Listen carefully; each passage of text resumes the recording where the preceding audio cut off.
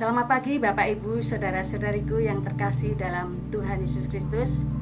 Bertemu kembali dengan Embun Surgawi pada pagi hari ini. Apa kabar pada saat ini?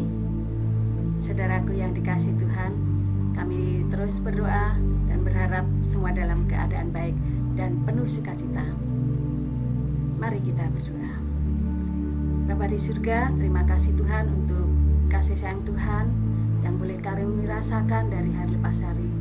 Kami mau merenungkan kebenaran firman-Mu ya Bapa, buka hati pikiran kami sehingga kebenaran firman Tuhan menjadi kekuatan bagi iman kami untuk terus bertumbuh di dalam Engkau, dan kuasa Roh Kudus yang memimpin kami dan kami semua yang merenungkan kebenaran firman-Mu. Tuhan, buka hati pikiran kami. Di dalam nama Tuhan Yesus kami berdoa dan mengucap syukur. Amin. Bapak Ibu yang dikasihi Tuhan, firman Tuhan pada pagi hari ini dengan tema kasih yang terindah, terambil di dalam kitab Injil Lukas 24 ayatnya yang ke-50 sampai 53. Demikianlah bunyi firman Tuhan. Lalu Yesus membawa mereka keluar kota sampai dekat Betania. Di situ ia mengangkat tangannya dan memberkati mereka. Dan ketika ia sedang memberkati mereka, ia berpisah dari mereka dan terangkat ke surga. Mereka sujud menyembah kepadanya. Lalu mereka pulang ke Yerusalem dengan sangat bersukacita. Mereka senantiasa berada di dalam bait Allah dan memuliakan Allah. Saudaraku yang dikasihi Tuhan, kenaikan Yesus ke surga merupakan sebuah momen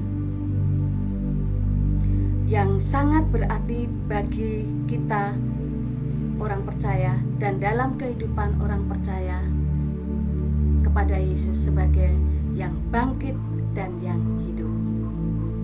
Saudaraku yang dikasihi Tuhan, kita tahu bahwa sesuai dengan janji firman-Nya, setelah Tuhan Yesus disalibkan, Dia akan bangkit pada hari yang ketiga. Dan 40 hari kemudian Dia kembali ke surga. Kenaikan Yesus Kristus ke surga merupakan sebuah fakta dan bukan sebuah cerita yang dibuat-buat. Ada saksi atas peristiwa yang benar itu. Siapa saksinya? Yakni para murid Tuhan Yesus sendiri. Setelah Yesus menggenapi kehendak dan misi penyelamatan Allah datang ke dunia untuk menyelamatkan umat manusia, Yesus harus kembali kepada rumah Bapa. Yesus kembali ke surga sebagaimana yang dikatakannya dari jauh-jauh hari. Semua sudah dipersiapkan dan sesuai dengan rencana Allah. Jika Yesus Kristus Tuhan kita tidak naik ke surga, apa yang dikatakannya adalah sebuah kebohongan. Kenaikannya ke surga merupakan sebuah bukti bahwa Yesus benar-benar anak Allah. Yesus benar-benar utusan Allah yang berasal dari Allah. Dia berasal dari surga dan kembali ke surga. Dia naik ke surga bukan berarti Dia meninggalkan kita dan membiarkan umatnya bergumul sendirian di dalam dunia ini, menderita dan mengalami kesedihan. Di dalam kitab Ibrani 13 ayatnya yang kelima dikatakan, Aku sekali-kali tidak akan membiarkan engkau, dan aku sekali-kali tidak akan meninggalkan engkau. Itulah janji Yesus. Dia naik ke surga, tidak akan meninggalkan kita. Di dalam kitab Injil Yohanes 16 ayatnya yang ke-7 dikatakan, adalah lebih berguna bagi kamu jika aku pergi. Sebab jikalau aku pergi, penghibur itu tidak akan datang kepadamu. Tetapi jikalau aku pergi, aku akan mengutus kepadamu. Ingat ya, bahwa penghibur tidak akan datang kepadamu, kepada kita. Tetapi jikalau Tuhan pergi, aku akan mengutus Dia kepadamu.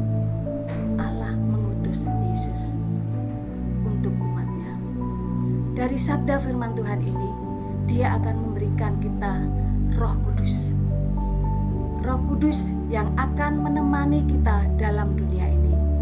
Kuasa Roh Kudus yang akan menuntun, menemani kita di dalam dunia ini.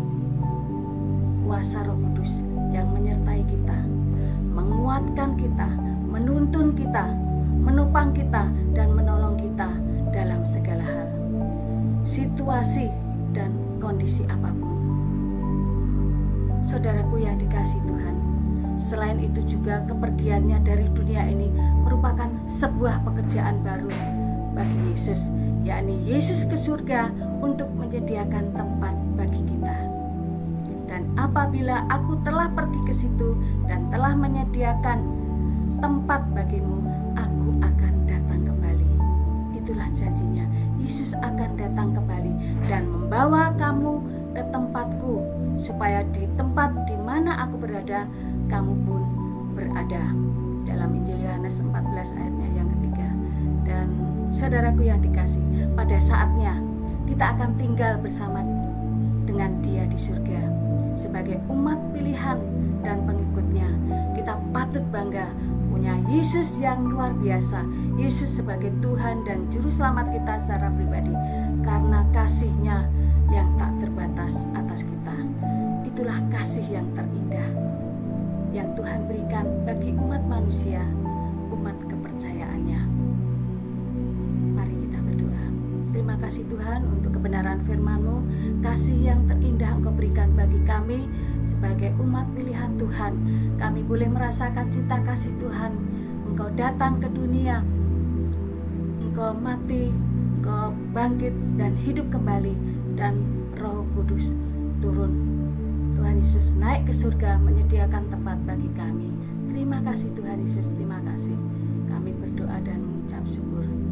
Amin. Selamat berkarya, selamat beraktivitas.